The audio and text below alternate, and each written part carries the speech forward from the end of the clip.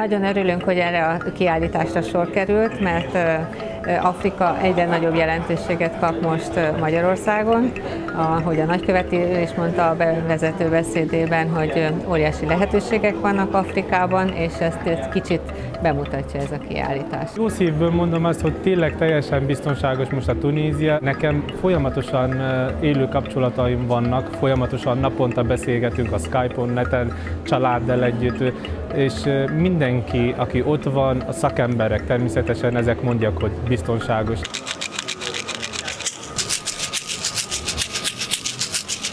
We want to open the market. This is a virgin market as far as we are concerned in terms of selling our products, but we also invite Hungarians to come to Kenya to invest. Et moi, bon, je me jouis de pouvoir présenter au moins les visiteurs, les produits burkinabés.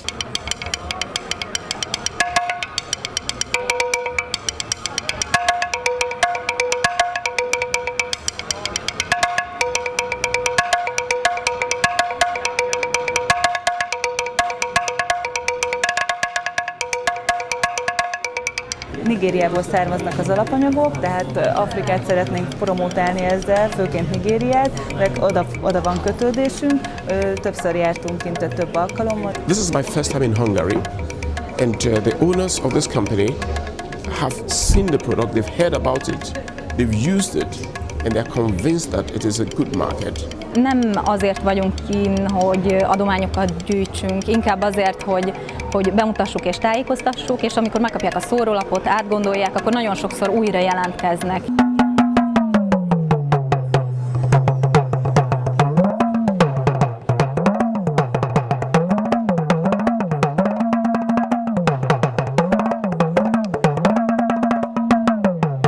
Hosszú távon van kifutása és van létjogosultsága is, hogy önállóan ez megálljon Magyarországon. Egy jóval nagyobb rendezvény lehet jövőre.